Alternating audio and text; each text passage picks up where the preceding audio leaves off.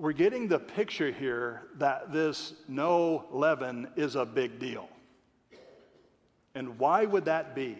What would be the reasons for being rid of leaven during this commemoration? Well, first is obviously because it's the kind of bread that they prepared and ate at the original Passover.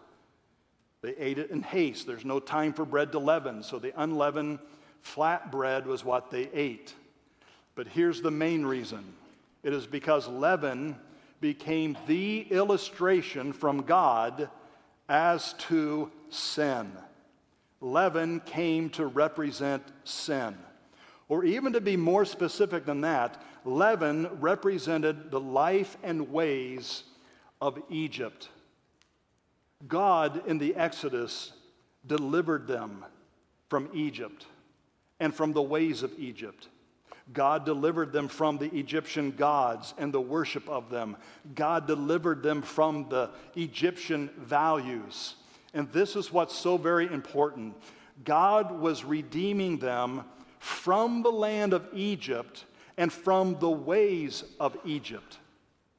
This is why the feast was without yeast, and it was 1 week in length. Again, the week represents a way of life, not just a one-night celebration. The yeast is representing sin.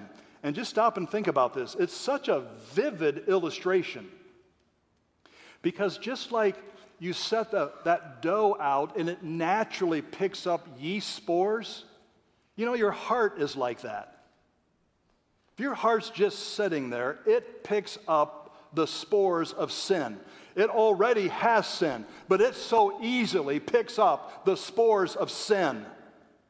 And when the spores of sin set into your heart, it just so easily grows and begins to take over and to dominate. That's the nature of sin.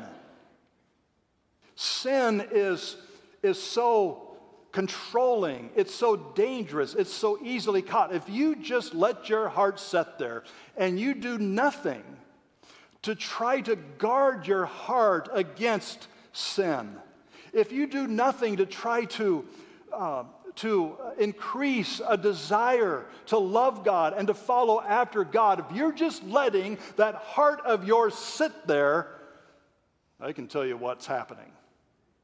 It's picking up the spores of sin. God wanted to illustrate something to them. In that Passover, and because of that blood sacrifice of the lamb, he had redeemed them out of Egypt. And now he's wanting them to see through their annual commemoration of a 1-week observance of that he had called them to a new way of life. A life that is to be rid of sin, that is to be rid of the Egyptian ways. And this is the whole purpose as to why this 1-week festival or feast was known and called by God the Feast of Unleavened Bread.